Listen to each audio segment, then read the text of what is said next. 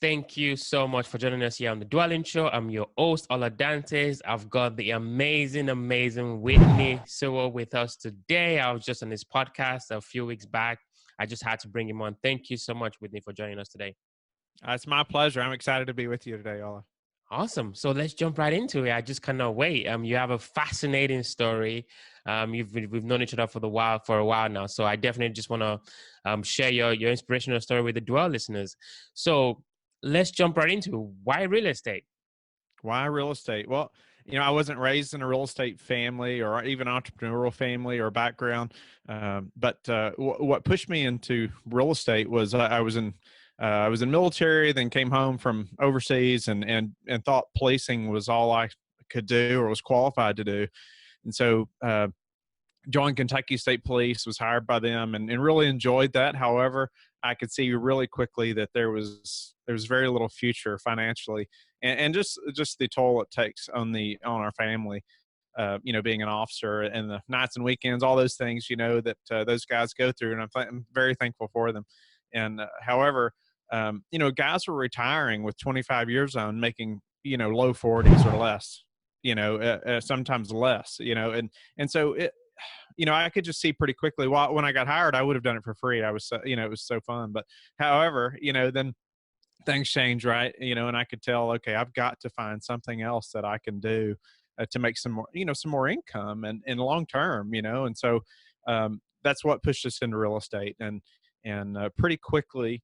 I guess a couple years after being with the police, I bought a couple triplexes, and that's a whole nother story we'll probably get into. But so pretty quickly jumped in, and that's what pushed us in. I was just seeing that, okay, there's not going to be much of a financial future here, and actually we wanted my wife to be able to stay at home with our kids, and so that was really important to us, and to be able to do that, I needed some more income.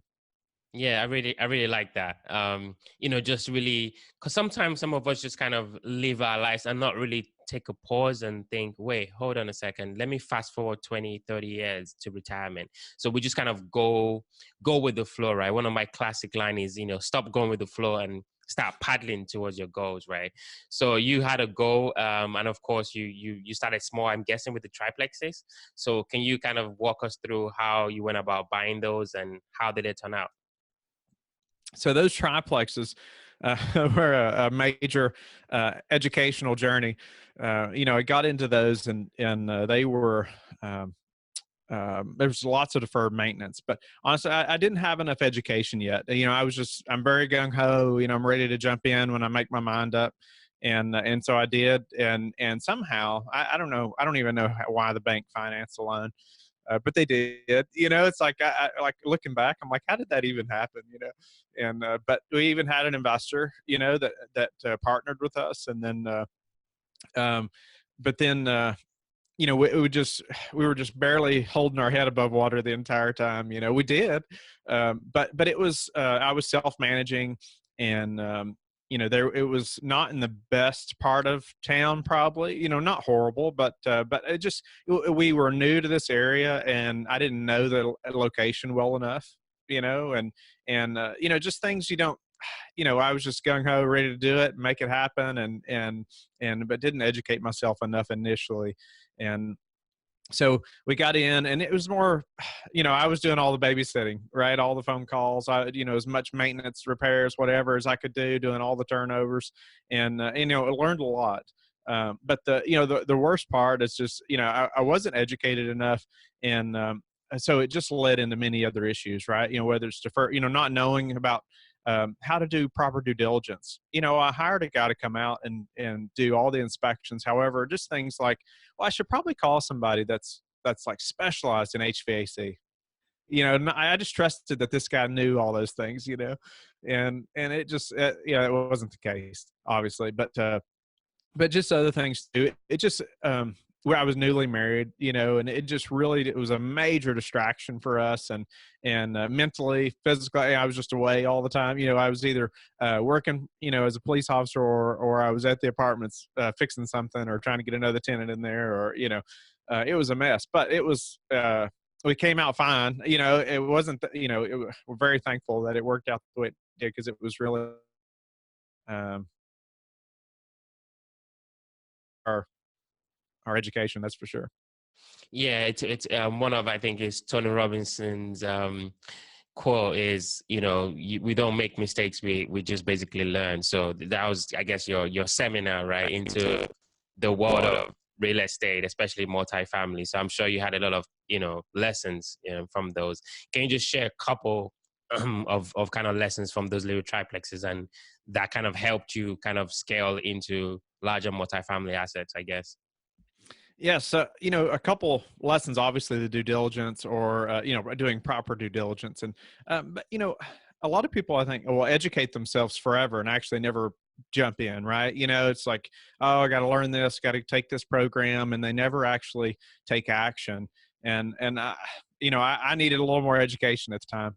It worked out, and but one lesson: proper due diligence. And it's so crucial, just so you know what your expenses are going to be, if nothing else. You know what to expect. There's not as many surprises, but also, just like the time, mentally, not even physically as much, but just like the mental stress of trying to self manage. Like when you're brand new, you don't understand how to work with tenants.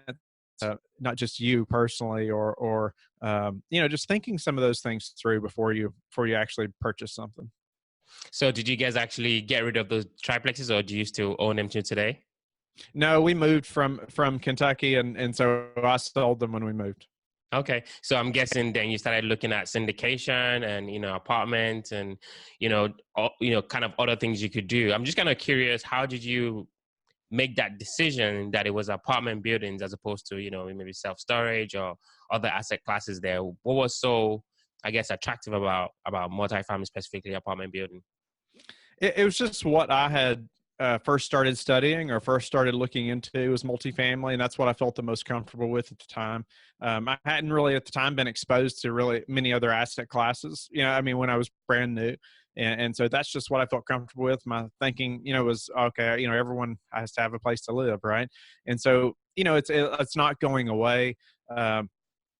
So I felt comfortable with multifamily, and I understood, although I didn't understand the details of it, it was obvious to me that, it was easier to scale doing large multifamily as opposed to a bunch of single family homes. And so I'm like, okay, let's do it. I'm just ready to make it happen and jump in. But no, I had no clue what syndication was then. I'd never even heard those words, real estate syndication. So you got rid of the triplexes. Now it was on to bigger things. Can you kind of walk us through how you went on into jumping into apartment syndication? A lot of people are out there and thinking, I want to do this, but I don't know how to actually get started. I don't know if I should partner, if I should invest passively, if I should go to a big company and one of those, kind of private REITs. How was your foray or entry into that space?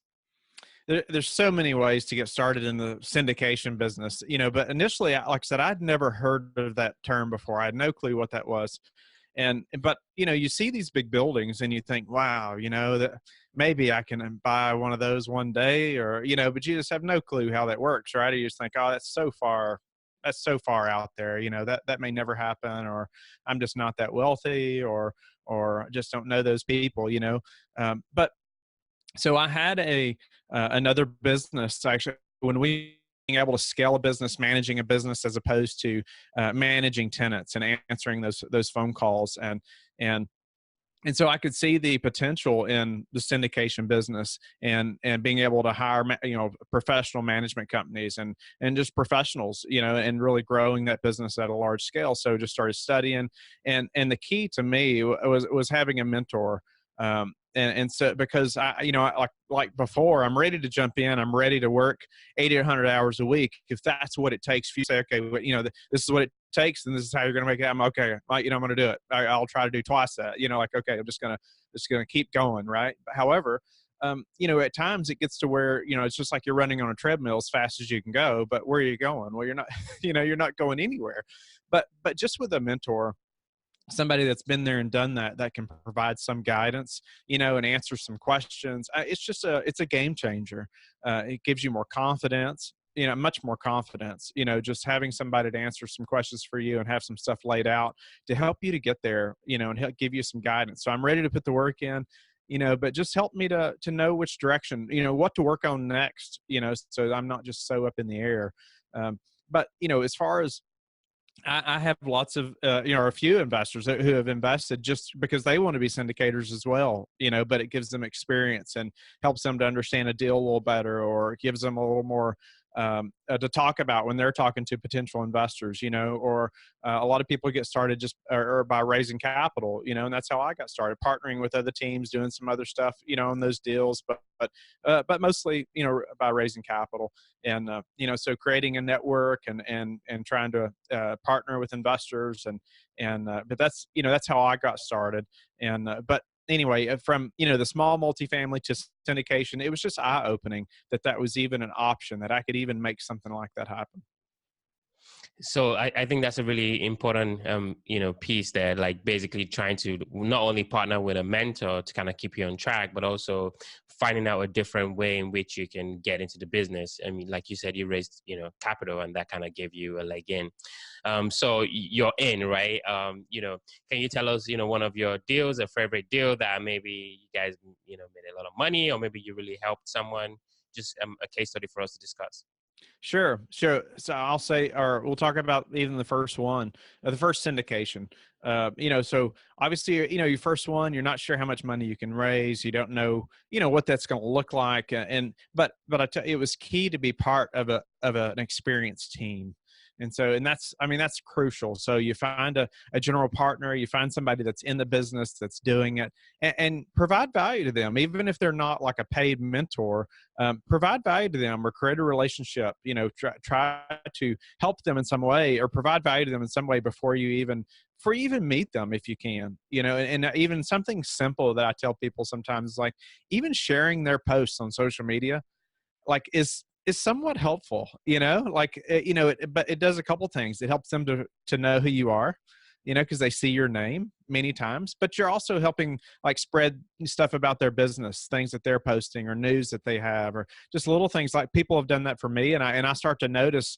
I mean, obviously I see their name every day because they share my stuff, and so would I take a call from them? Well, of course, I want to help them, right?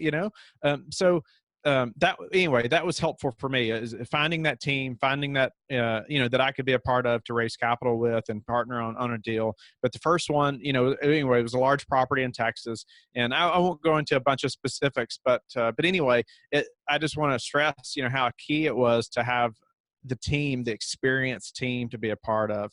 And so, so that whole conversation with investors is totally different. You're really new, you're really nervous about, how to answer those questions, or they ask you what's your experience. You're like, well, I'm really motivated, you know, you know, I'm really motivated, or I'm going to do this, well, it's not likely they're going to hand you $50 to $100,000 to invest with you. Right.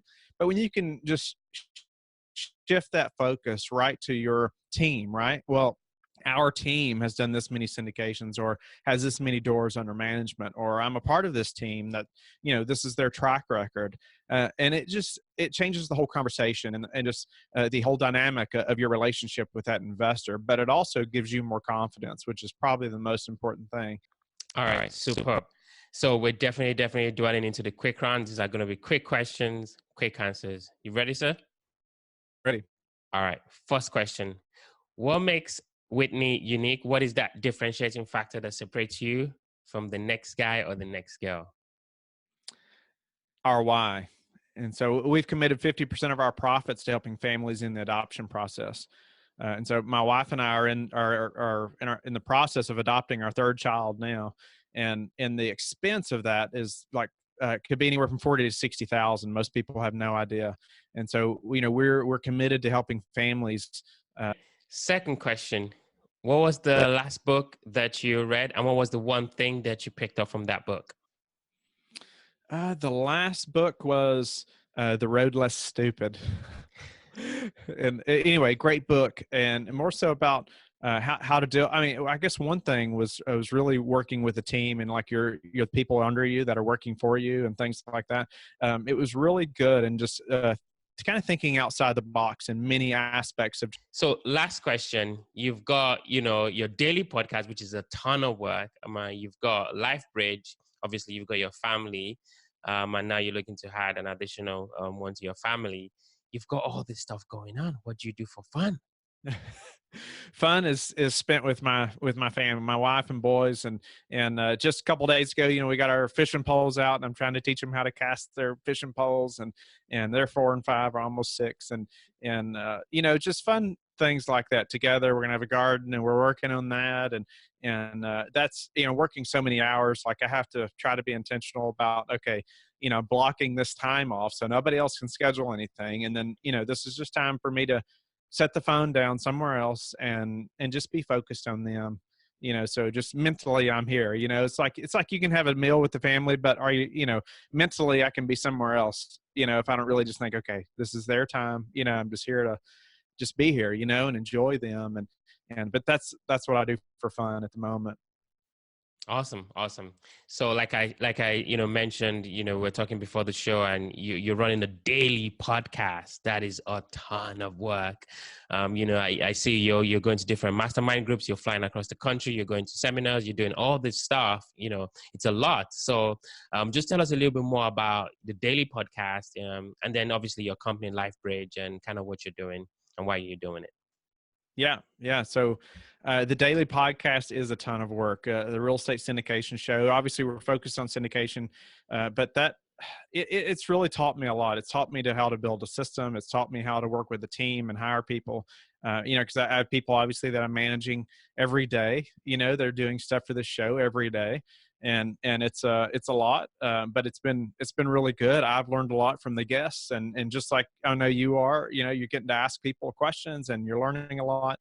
But it's been game changing, but as far as it helps us with LifeBridge Capital, where we're looking for 100+ unit properties, Class B, C plus, like a lot of people value add, but in many markets, and just looking to do more deals, but.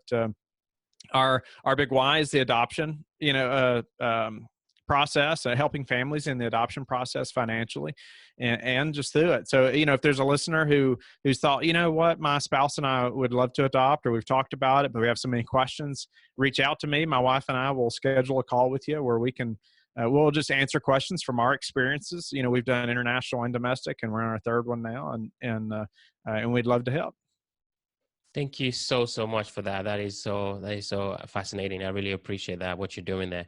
So if there's somebody listening on our conversation and they're thinking, wow, I want to connect with Whitney, I want to get to know more about what you're doing, where is the best place where we can connect with you?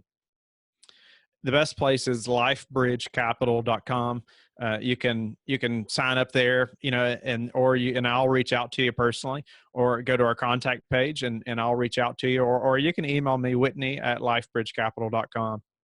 Thank you so much, Whitney. I learned a ton, of course, myself. Thank you so much. I appreciate you coming on the show. My pleasure. Happy to be here.